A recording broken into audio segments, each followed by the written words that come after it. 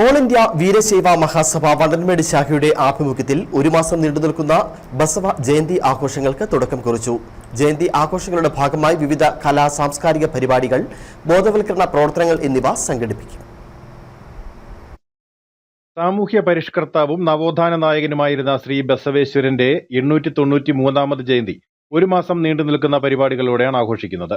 വണ്ടൻമേട് ശ്രീ മഹാഗണപതി ക്ഷേത്രം ഓഡിറ്റോറിയത്തിൽ വെച്ച് ശാഖാ പ്രസിഡന്റ് CT കൃഷ്ണൻകുട്ടിയുടെ അധ്യക്ഷതയിൽ നടന്ന ആഘോഷ പരിപാടികൾ ഗ്രാമപഞ്ചായത്ത് 18ാം വാർഡ് അംഗവും മഹാഗണപതി ക്ഷേത്രം ട്രസ്റ്റ് പ്രസിഡന്റുമായ GP രാജൻ ഉദ്ഘാടനം ചെയ്തു.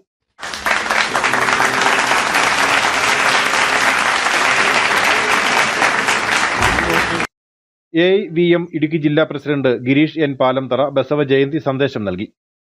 ബസവേശ്വര ഛായാചിത്രത്തിൽ പുഷ്പാർച്ചനയും തുടർന്ന് ലഹരി വിരുദ്ധ പ്രതിജ്ഞയും എടുത്തു.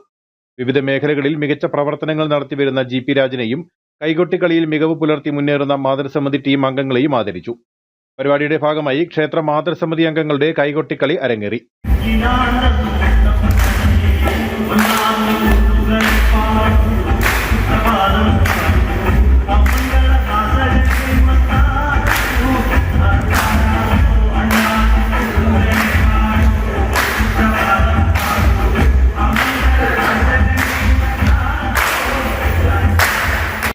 സംസ്ഥാന കമ്മിറ്റി അംഗം രജനി കൃഷ്ണ, ഉടുമ്പൻചോല താലൂക്ക് പ്രസിഡന്റ് അനീഷ ബാബു, ക്ഷേത്ര മേൽശാന്തി അജിത് നമ്പൂതിരി, മാതൃസമിതി കൺവീനർ ഓമന ജയചന്ദ്രൻ, ശാഖാ സെക്രട്ടറി ബിന്ദു സുരേഷ്, ട്രഷറർ വത്സമ്മ സുരേഷ് തുടങ്ങിയവർ ആശംസകൾ അർപ്പിച്ച് സംസാരിച്ചു. News bureau, Anakkara.